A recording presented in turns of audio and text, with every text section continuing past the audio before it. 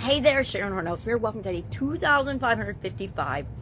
We are continuing our daily discussion with one of the areas of the 9-part life framework that I share all the time. And today we're talking about spirituality and how that helps to make us a better human being, a better person, as part of the Be a Better You annual challenge. We're doing one thing every day to improve or to be a better version of ourselves. It can be a little thing, it can be a big thing. Mostly it's little things every day, because if you do 365 little things to be a better version of yourself, guess what? You'll barely recognize yourself by the end of the year versus who you were at the beginning of the year. And so I already know I'm going to be better at the end of the year because I'm not going to be sick. I finished 2024 for the last couple of weeks sick, and the first couple of weeks of this year sick, and so I'm not going to do that again next year. I will figure out how do I implement all these things to make sure that I do one thing every day to be a better me. So in addition to that, we're looking at spirituality and how that impacts our ability to grow and build and supersize either our career or our business. I work with business owners, so in a group called Supersize Your Business, where we talk about different topics, and I don't know very many coaches, leaders, consultants that talk about the spiritual aspects of your business and how it impacts how you show up in the world.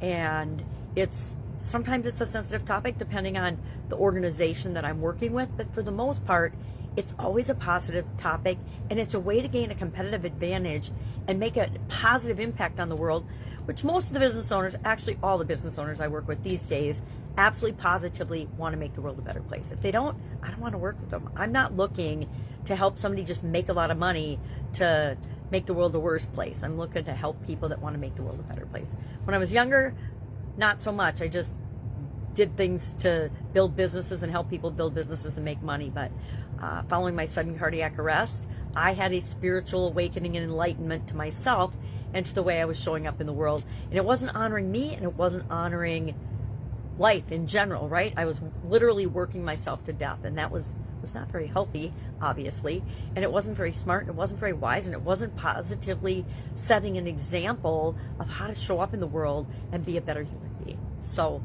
learned a lot, and not very many people talk about that unless they're spiritual coaches or mindfulness coaches or mental health coaches or something. And then even then, it's a subject that most people don't breach. Why? I guess fear of offending people, fear of not saying the right thing or doing the right thing. But I'm like, hey, it's an area that you can think about, plan for. I'm not going to influence you with my beliefs. My beliefs totally changed when I had a sudden cardiac arrest. Not my beliefs, but my practices and understanding of how everything's connected and what spirituality even means is what I'm talking about when I say that. And guess what? It's like everything else on this. We get to define what physical, mental, emotional, spiritual, financial, relationship, contribution, communication, and confidence, health looks like to us. And that's what we're striving for. I'm not striving for anyone else's version of spirituality. I'm striving for my own and being a better version of myself and a better human being as a result of that. So we're talking about that today and thinking about that today, and we're just asking ourselves, well, how can spiritual health make me a better person? How can spiritual health and positively being tied into our core values and our purpose, because that's part of it, is how is everything connected, is spiritual, right? And how does that help us to have a better career? How does that help us to be a better example? How does that help us to grow and build and supersize our business? So that's what we're thinking about today. It is Sunday in my neck of the woods. Not sure what day it is for you or what day you're listening to this, but this is actually, I consider the day that we focus on spirituality. When I had a 7-part life framework, I had action items that I did for each of the different areas on different days of the week, and spiritual was always Sunday.